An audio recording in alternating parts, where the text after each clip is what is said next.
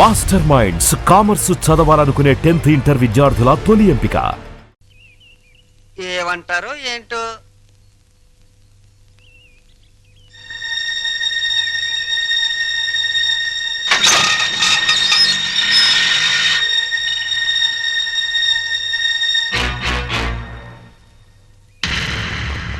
ఇక్కడ సీను మొత్తం నీదే. కాస్త రుకోలా ఉంది, పద.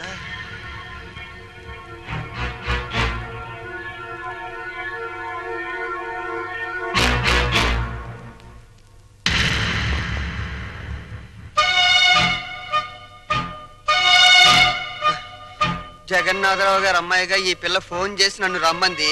వెళ్ళాను. ఆటో తీసుకురా అంది, తీసుకొచ్చాను. ఎక్కువ అంది, ఎక్కాను. మీ ఇంటికి తీసుకెళ్ళు అంది, తీసుకొచ్చాను. ఇక్కడ జరిగిందంతా నాన్నగారు చెప్పారు. రాము అంటే నాకెంత ఇష్టమో మా నాన్న అర్థం చేసుకోలేదు. తన అల్లుడికి డబ్బు హోదా ఉండాలని ఆయన ఉద్దేశం. నా భర్తకు ఆత్మాభిమానం ఉండాలని నా ఉద్దేశం. అది ఇక్కడుందని తెలిసాక ఎంతో గర్వపడ్డాను. మా నాన్నను కాదనుకొని ఇక్కడికొచ్చాను. ఆశీర్వదించండి. ఆగు. నా పిల్లలు ఇంతవరకు నన్ను కాదని ఏ పెద్ద నిర్ణయం తీసుకోలేదు. అందువల్ల నిన్ను దీవించే ధైర్యం నాకు లేదు. వద్దమ్మా, వద్దు. ఈ నమస్కారాలొద్దు. అబ్బా, ప్రపంచ బ్యాంక్ లాంటి నాన్న, రిజర్వ్ బ్యాంక్ లాంటి అమ్మ, బంగారు గనుల్లాంటి మేమున్నామని నిన్నని ఈ రోజు బంగారు గుడ్లు పెడుతుందనో బాతును తీసుకొస్తే ఆశీర్వదించలేండి నాన్న. చూడమ్మా, వీళ్ళిద్దరి తర్వాత ఇంటికి నేనే పెద్దని. నేను ఆశీర్వదించనా? మీరు మూర్ఖులని మీ తమ్ముడు అభిప్రాయం. చా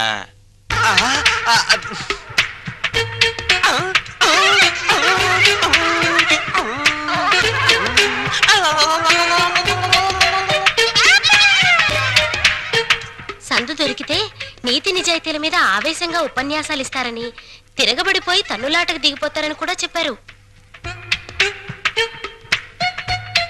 నా గురించి కూడా ఏదైనా బ్యాడ్ గా చెప్పాడా? ఈ ఇంట్లో మీకంత సీన్ లేదన్నారు. నా గాలి తీకే నేనేదో ఒకటి మాట్లాడాలని ఈ ఏదో ఒకడు వాగాను. ఆగు. మమ్మల్ని నమ్మించి ఈ ఇంట్లో ప్రవేశించి మా వాణ్ణి మీ ఇంటికి లాక్కుపోతే? బంగారానికి గీట్రాయి ఉంటుంది. అది ఒకసారి బంగారం అని తేలాక మళ్ళీ ఇత్తడిగా మారే ఆస్కారం ఉండదు. మీరు కొన్నాళ్ల పాటు గీట్రాలుగానే ఉండండి. నాకు పెళ్లి కూడా అక్కర్లేదు. నేను ఇత్తడి కాదు అని తేల్చుకున్నాకే మీ కోడలుగా స్వీకరించండి. చూడమ్మా, మీ నాన్నగారికి నీ మీద ఎంత ప్రేమో ఆయన ఇంటికి వచ్చినప్పుడే అర్థమైందమ్మా. పిల్లల సుఖ సంతోషాల గురించి కన్నవాళ్ల కంటే ఎవరు ముందు ఆలోచిస్తారమ్మా. నువ్వు కనపడలేదని మీ నాన్నగారు ఎంత కంగారు పడుతున్నారు. మీరా ఎంతసేపు అయింది వచ్చి? మీరు అమ్మాయికి హితబోధ చేస్తున్నప్పుడు మా అమ్మాయి గుడిని వెతుక్కుంటూ వచ్చింది. దేవుళ్లను చూసింది. 100 రూపాయి నోటి మీద గాంధీ బొమ్మ లాంటి వారు మా బావగారు. లక్ష్మీదేవికి కేర్ ఆఫ్ అడ్రస్ మా చెల్లెమ్మ. మా అమ్మాయి ఎంతో అదృష్టవంతురాలు. నా తల్లి ఈ ఇంట్లోనే ఒక తల్లి, తాతమ్మ కూడా కావాలని నా ఆశ. వస్తాను.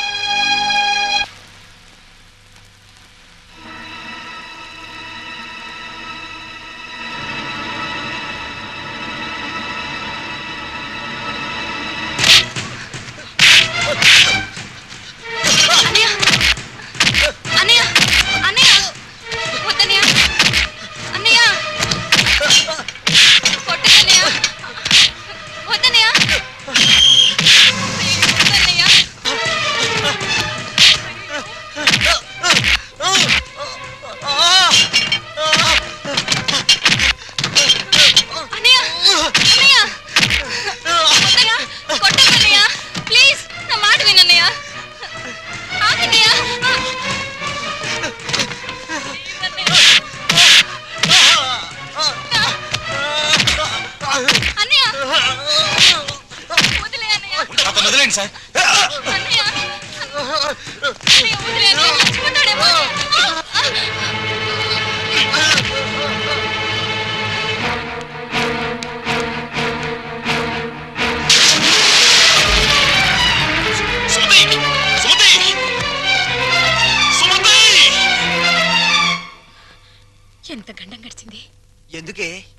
ఎందుకు ఇంత అగాయిత్యం చేసావు? చెప్పమ్మా. అన్నయ్యని ఆపడానికి ఆ. నాకు అంతకంటే మార్గం కనిపించలేదు. అన్నయ్య అతన్ని కొట్టి చంపేస్తాడేమో అని భయం వేసింది. నీ భయం ఇదొక్కటేనా? ఇంకేమైనా ఉందా? మేమిద్దరం ప్రేమించుకుంటున్నాం. ప్రేమించుకుంటే ఈ జై కామరాజు వడయారు కొడుకును కొడతారా? ఒక్కొక్కని నా రోడ్డు రోడ్ల కింద పెట్టి అప్పుడన్నట్లు నడిపేస్తాను. నేను మంచికి కన్నడ కంటీలవను, చెడుకు చందన స్మగ్లర్ వీరప్పన్ని. కొట్టింది కాక అడగడానికి వచ్చారా? జరిగిన దానికి క్షమించమని అడగడానికే వచ్చాం. క్షమించను. ప్రధానమంత్రి ఫోన్ చేసి చెప్పినా క్షమించను. ప్రధానమంత్రి ఏమో. అలాగా. హలో, నువ్వా? మా ప్రసాద్ను కొట్టిన విషయం నీ దాకా వచ్చిందా? నా కొడుకును కొట్టిన వాళ్ళను తారులో కలిపి రోడ్డు వేసేంత వరకు నిద్రపోదని నా రోడ్ల మీద ప్రమాణం చేశాను రా. నా బావమరిది అమెరికా నుంచి.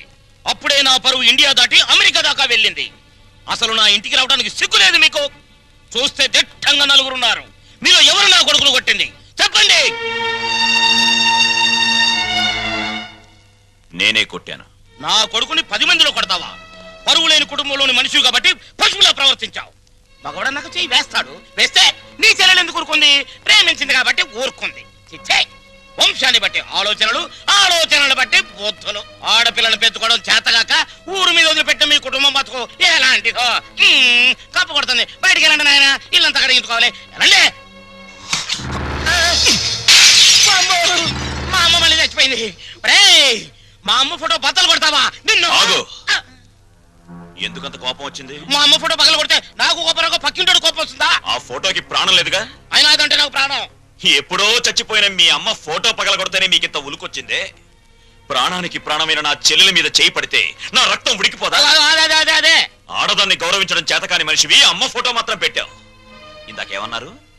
మగాడన్నాక ఆడపిల్ల మీద చెయ్యేడా అని అన్నారు కదా. నేను ఇప్పుడు మీ పెళ్ళ మీద చెయ్యేస్తాను. మగాడే కదా, పోలే, మీరు ఊరుకుంటారా? రంగా, అమ్మా క్షమించమ్మా. అంతేనమ్మా, అంతే. దోపిడీలు చేసేవాళ్ళు, మద్దతులు చేసేవాళ్ళు, మానభంగాలు చేసేవాళ్ళు దర్జాగా తలెత్తుకు బతుకుతున్నారు. కానీ ఆడపిల్లల్ని కన్నవాళ్ళు మాత్రం తలెత్తుకు బతకలేకపోతున్నారు. అదండి ప్రపంచం. వస్తాం సార్, వస్తాం. ఇందాక మీ ఇల్లు కడుక్కోవాలన్నారుగా, మర్చిపోకుండా ఫినాయిల్ తో కడుక్కోండి. వదన్నా. అమ్మా, నీకో శుభవార్తే. నీ మనవడికి రఘురామయ్య గారి అమ్మాయితో పెళ్లి కుదిరింది. అవును, ఈ రఘురామయ్య గారే. ఓకేను.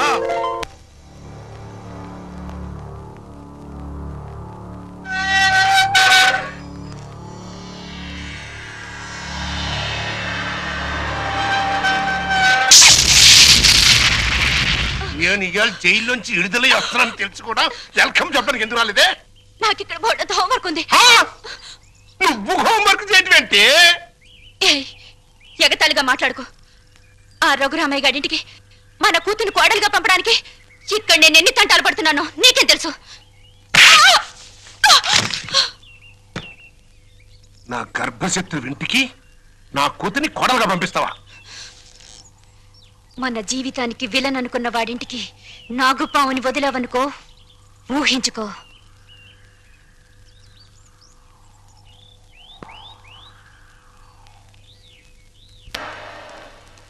నాన్నగారు, తమ్ముడు చదువుతున్న కాలేజీ ప్రిన్సిపాల్ గారు మీకు ఈ లెటర్ పంపించారు. ప్రిన్సిపాల్ చదువు.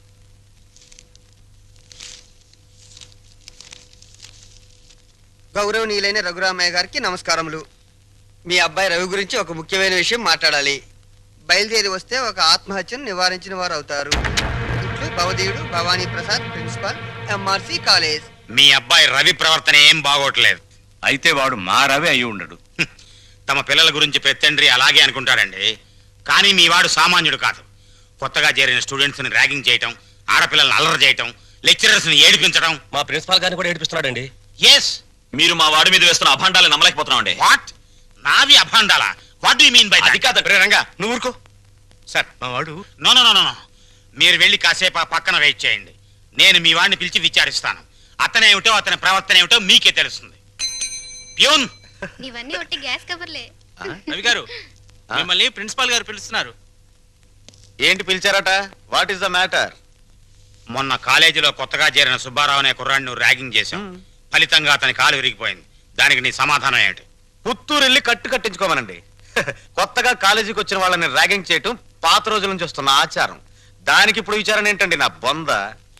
ఆ కుర్రాడి సంగతి అలా ఉంచు. రాణి అనే అమ్మాయితో నువ్వు తిరగటం అందరికీ తెలుసు. ఆ అమ్మాయి జీవితాన్ని నువ్వు నాశనం చేశావు. ఆ పిల్ల ఇప్పుడు గర్భవతి. నాకు తెలియకుండా మీకెలా తెలుసు సార్?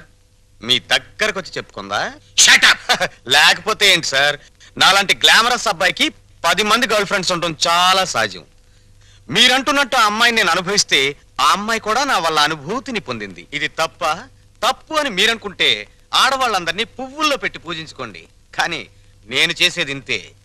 అమ్మాయి రాణి, రాణి, ఇతను చెప్పిందంతా విన్నావు కదా? నువ్వేమైనా చెప్పదలుచుకుంటే నిర్భయంగా చెప్పు. సార్, ఏ పరువు గల ఆడపిల్లైనా కావాలని కాలు జారదు. ప్రేమించిన వాడు తనే సర్వస్వాన్ని నమ్మించినప్పుడు విచక్షణ పోవచ్చు. నన్నంత నమ్మించి దుర్మార్గానికి హద్దులు ఉండవని నిరూపించాడు ఈ మహానుభావుడు. ఊరుకోమ్మా, ఊరుకో. ఆ అమ్మాయి అభిప్రాయం, నీ అభిప్రాయం తెలుసుకున్నాను. ఇంకా మీ అమ్మా నాన్నల అభిప్రాయం తెలుసుకోవాలనుకుంటే మా ఇంటికి వెళ్ళండి. వాళ్ళు మన క్యారెక్టర్ కి యూ సర్టిఫికెట్ ఇస్తారు. అక్కర్లేదు. రఘురామయ్య గారు, దయచేయండి. విన్నారా మీ అబ్బాయి మాటలు? అమ్మా, నువ్వు అమ్మాయి పక్కన నిలబడు. చెల్లి, నువ్వు కూడా. రేయ్, ఇప్పటి వరకు నువ్వు ఆడదాని గురించి మాట్లాడిన మాటలు తిరిగి ఒక్కసారి మాట్లాడు. అమ్మా చెల్లి కూడా ఆడవలేరా? మాట్లాడు. అమ్మా చెల్లి దానిలా ప్రవర్తించే మనుషులు కాదు. అవునవును. అటువంటి పవిత్రమైన ఇంట్లో దుర్వాసన కొట్టే మాటలతోనూ చేతలతోనూ నువ్వు ఒక్కడవే పుట్టుకొచ్చావు. ఆ అమ్మాయిని ఏం చేద్దాం అనుకుంటున్నావు? అది కాదు నాన్న, నేను ఆ అమ్మాయిని అనిపించిన మాట నిజం. కానీ బ్రోతలుగా భావించి అనిపించాను. నిజంగా ప్రేమించుంటే ఆ అమ్మాయి తల్లి ఎవరు, తండ్రి ఎవరు, సంప్రదాయం ఏంటి అని తెలుసుకున్నాను కదా. అయినా ఆఫ్టర్ ఆల్ దాని గురించి ఆలోచిస్తారేంటి నాన్న? ఆ అమ్మాయిని పెళ్లి చేసుకుంటావా లేదా? అది కాదన్నయ్య. నోరు మీరే దుర్మార్గుడా. ఆ పిల్లకి అన్యాయం చేయకన్నయ్య. ఈ పెళ్లి జరగకపోతే అందరం కలిసి నీ అంతు చూస్తాం. నీతో పాటు మేము చేస్తాం. చెప్పరా? చెప్పు చెప్పు చెప్పు. సరే, దండలు తెప్పించండి.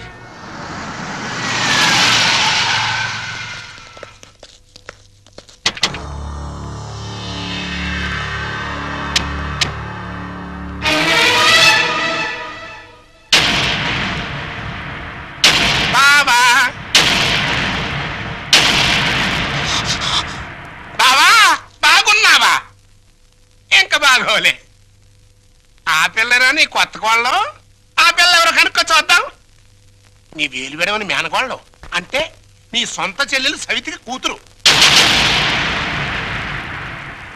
ఈ నా కీపే నీ కొత్త కోడలికి జన్మభూమి. నీకు గుర్తుందా? అప్పుడప్పుడప్పుడప్పుడు నా ముఖం మీద నా కొడుకు చేత తుమ్మే ఇచ్చావు. ఇప్పుడు నీకు గుర్తొచ్చి ఉంటుందిలే. ఆ ఉమ్ము అప్పుడే తుడుచుకుంటే పోయింది. కానీ ఇప్పుడు నీ మొహం మీద పడబోయి ఉమ్ము లైఫ్ బాయ్ సబ్బుతో తోవుకున్నా లైఫ్ లాంగ్ సరిగిపోకుండా పర్మనెంట్ గా ఫిక్స్ అయిపోద్ది. అరవబకరా నా కొడక. బైక్ లేకుండానే మీ ఫ్యామిలీ అఫేర్ అంతా ఊరంతా తెలిసిపోద్ది. చూడు, ఇయాల నుంచి నా కూతురు జెండా మీ ఇంటి మీద ఎగురుతా ఉంటుందన్నమాట. ఎప్పుడు ఎగరటం మానేస్తాం అప్పుడు జెండా ఎత్తేస్తాం. ఈ గవర్నమెంట్ కూలిపోద్ది.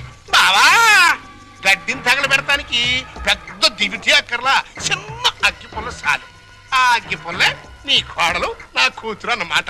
ఈ రోజు నుంచి ది ఎండ్ కార్డు పడేంత వరకు నా డైరెక్షన్ లో ఇవ్వబోయే కొత్త ట్విస్ట్ అన్నమాట. వచ్చిన పని అయిపోయింది, ఇంకొస్తా అన్నట్టు డాక్టర్. నా సన్ ఇన్ లాని లాక్రమే ఆశీర్వాదం తీసుకుని కానీ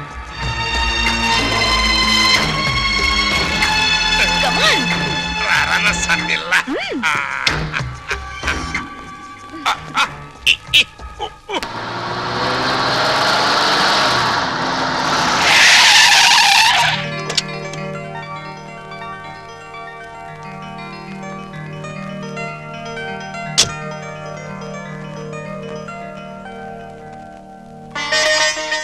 మరి నా ఆడపడుచు లాంఛనమో?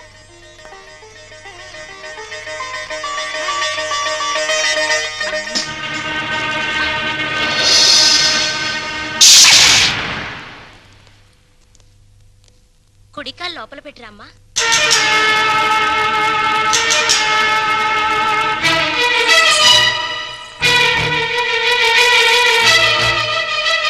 కాదు, కుడికాలు. కీప్ లెఫ్ట్ అన్నారు పోలీసోళ్ళు. అవునవును, కీపు ఎప్పుడు లెఫ్టే. వైఫే రైటు. ఈ జ్ఞానం ఎప్పుడు వస్తుందో.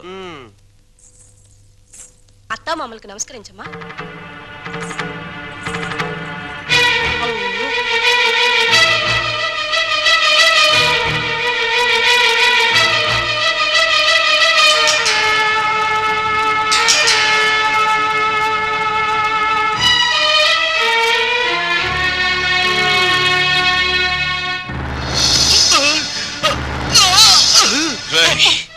నీకు ఇంట్లో ఎవరు అన్యాయం చేశారని మా అందరికి ఇంత ద్రోహం చేశావురా?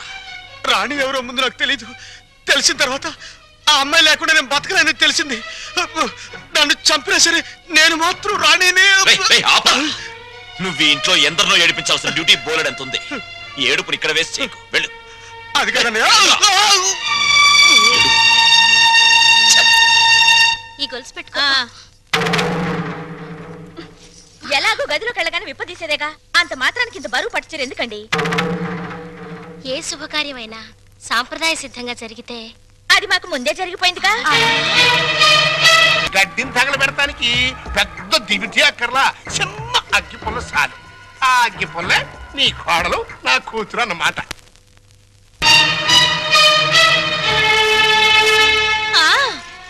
మా అత్తయ్యకి మావయ్యకి అందరికీ తెలుసు. ఆ వీక్ పాయింట్ లీక్ అయ్యాకే నన్ను ఆయనకి తగిలించారు. ఫోన్లేండి, పెళ్లికి ముందు ఏం జరిగినా పెళ్ళయ్యాక ఈ తంతు తప్పదంటే మీకోసం కాసేపు కప్పుకుంటాను.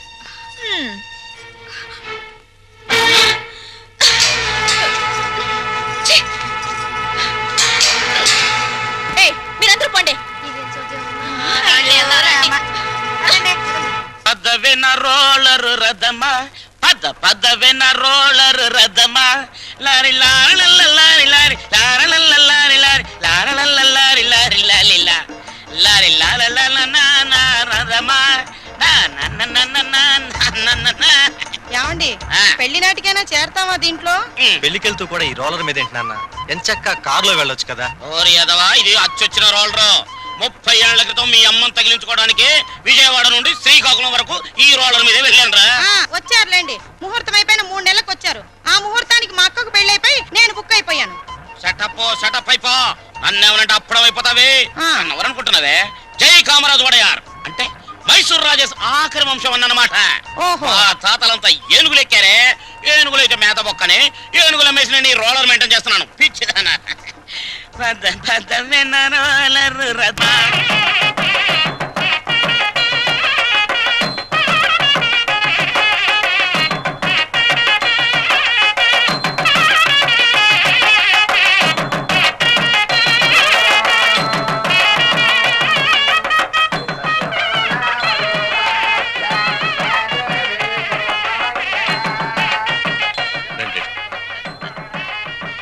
ఇలా కూర్చోండి. ఎక్స్క్యూజ్ మీ, ఒక్క నిమిషం. నమస్కారం. నమస్కారం, కూర్చోండి. బాగున్నారా? 2 లక్షలు. బాబు, నువ్వు వెళ్ళి పని చూసుకో.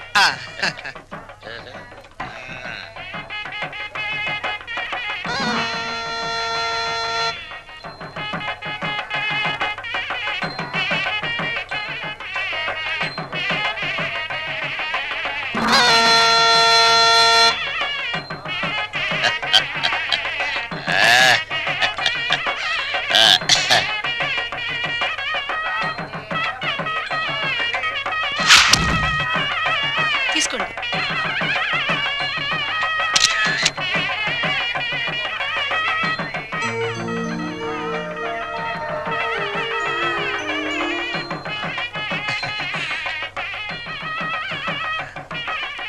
అమ్మా, ఒక్కసారి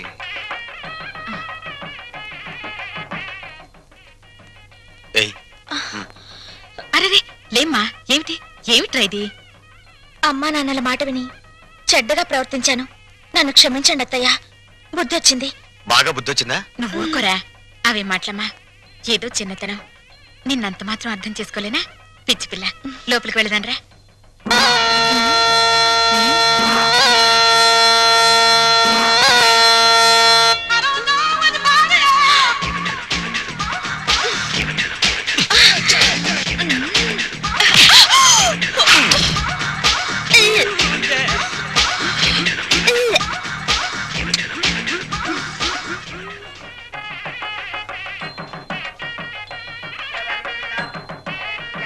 అత్తయ్య, ఏంటి ఏమైందమ్మా? తప్పుల మీద తప్పులు చేసి మావయ్య గారి మొహం చూడాలంటేనే నాకు తల తీసేసినట్టుంది. రాణి, నాకు రంగ అసలు వరుస కన్నయ్య, మరో వరుసకి బావా. ఇప్పుడు ఆయన ఏమని పిలవాలి? రంగాన్ని పిలువమ్మా. ఆహా,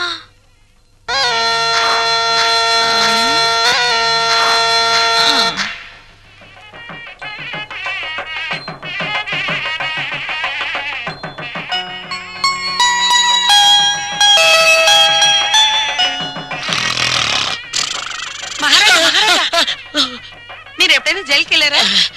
ఒకే ఒక్కసారి ఒకే ఒక్క రోజు వెళ్ళాను. అది నా రోలర్ కింద పంది పిల్ల పడితే. అక్కడ కోడికల కొండలరావుని చూసారా? ఆయన ఎవరు? నా మొగుడు. ఆ ఈ చాలు గాని ఇంక చూసుకోండి. ఏంటది? పెళ్ళి.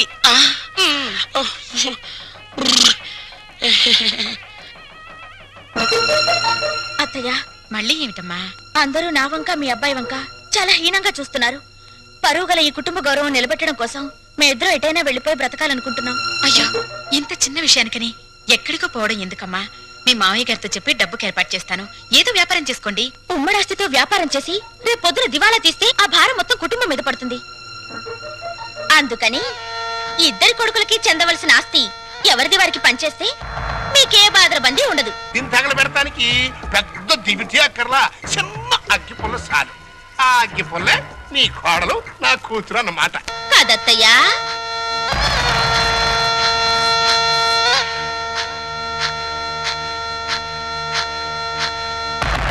ఈ కొడుకులిద్దరూ దేవాలయంలో గబ్బిలాయిలన్నమాట.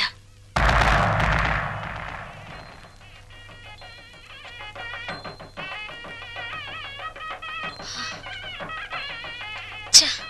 అమ్మా, ఈ ఇంట్లో అన్ని అన్యాయాలు జరుగుతున్నాయి నాన్న. ఏమైందమ్మా? మా మరిది ఆస్తిలో వాటా కోసం ఏవేవో ఎత్తులు వేస్తున్నాడు. ఈ యూనివర్స్ కూడా పంపకం మీదనే ఉంది. అంతేనమ్మా, తల్లిదండ్రులు చూసేది పిల్లల పెంపకం, పిల్లలు చూసేది ఆస్తుల పంపకం. ఛ! మా మరిది చాప కింద నీరైతే ఈయన జేబులో తేల్లా కనిపిస్తున్నారు.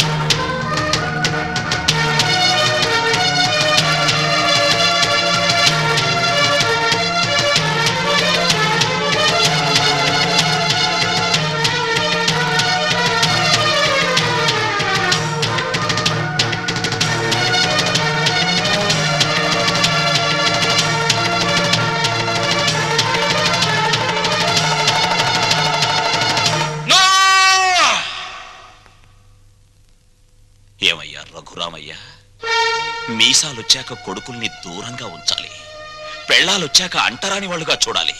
అది చేతకాక నా కొడుకులు, నా బిడ్డలు, నా సంతానం అని పట్టు కూర్చుంటే వాళ్ళు మాత్రం ఎంతకాలం ఊరుకోగలరయ్యా? పాపం అమాయకులు కాబట్టి, పెళ్ళాల పైట చెంగుల్ని పాము పడగలడుకుని భయపడే పసిపిల్లలు కాబట్టి ఇన్నాళ్ళు ఆగారు. ఇప్పుడు అడుగుతున్నారు. అడిగితే కాదండానికి నువ్వెవరివయ్యా? పంచు ఆస్తుల్ని. రంగా, నువ్వు కూడా. పెద్దోడు చిన్నోడు చెప్పిందే కరెక్ట్ అంటున్నాను. చెప్పింది చేసి నీ పెద్దరికం కాపాడుకో. రే రంగా, నువ్వు వాడితో చేరి నన్ను వెన్నుపోటు పొడుస్తావురా? పెద్ద పెద్ద వాళ్ళకే తప్పట్లేదు వెన్నుపోట్లు, నువ్వెంత? ఇప్పుడు నువ్వు ఆస్తి పంచకపోతే రేపు నీ కొడుకుల మాటల పోట్లు, కోడల చేతి పోట్లు, కోర్టుల నోటీస్ పోట్లు, పోట్లు అన్ని పోట్లే, జాగ్రత్త. రంగా, ఒకటిగా కలుసున్నప్పుడు ఆస్తి పంపకాలు ఎందుకురా? అమ్మా, ఈ చేతి వేళ్లున్నాయి, ఇవి అన్నం కలుపుకోవడానికి, తినడానికి, కడుక్కోవడానికి కలిసి ఉంటాయి. తిన్నాక వేటికవే నీకు నువ్వే నాకు నేనే అని మళ్ళీ మళ్ళీ దూరం అవుతాయి. నీ శరీరంలోని భాగాలే ఒకటిగా ఉండనప్పుడు నీ కడుపులో పుట్టిన బిడ్డలు మాత్రం ఒకటిగా ఎలా ఉంటారు? ఎందుకు ఉండాలి? రంగా, ఎందుకురా అందరూ కలిసి ఆయన్ని చిత్రహింస చేస్తున్నారు? అమ్మా, చిన్న కొడవలు ఆపేసి భోజనానికి రండి. ఏ విషయం తేలేదాకా మేమెవరం భోజనాలు చెయ్యం. రండి.